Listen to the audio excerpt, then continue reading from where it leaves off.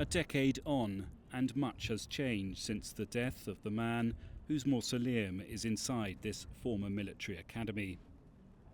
Venezuela has been through one of the deepest recessions in the world. The aftermath of that can be seen everywhere. Those heady days of the early 2000s, when the charismatic Hugo Chávez, a former soldier, was riding atop an oil boom, pledging to defeat poverty while exporting his 21st century socialism to the region, are long gone. But in this apartment, just a few hundred meters from his resting place, El Comandante lives on. The family here insists they're not worshipping the late leader, but it is something close. Chávez for us was and is an idol. He was the one who awakened us.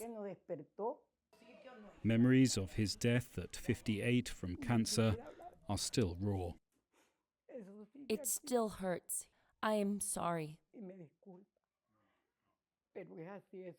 This was something very significant for the people who love him.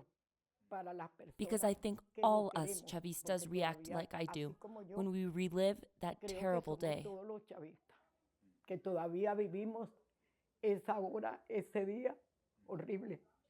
After Chávez arrived, Chávez showed us so many things: to be humane, to be better people, to be good people.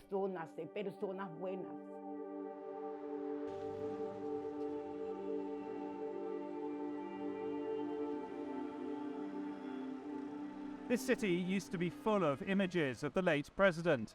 There are actually far fewer now, but the legacy of Hugo Chávez endures. For better or for worse, almost all Venezuelans will tell you that their lives were radically changed as a direct result of his 14-year rule. Maripili Hernandez, a former minister in the Chávez government, now a radio presenter, says her memories are entirely positive. I had the privilege not only to work with Chávez, but also to be his friend. He was an extraordinary man, of the type that is born perhaps only once every century and is hard to duplicate. I also think he was a man who loved Venezuela profoundly and who loved Venezuelans profoundly. He may well have committed errors like all humans do, but I always say that if Chávez made a mistake, he did so with good intentions. Even Chávez's political opponents do concede that his legacy is complex. Maria Corina Machado made her name by directly challenging the president when few others dared in 2012. He responded that he was out of her league.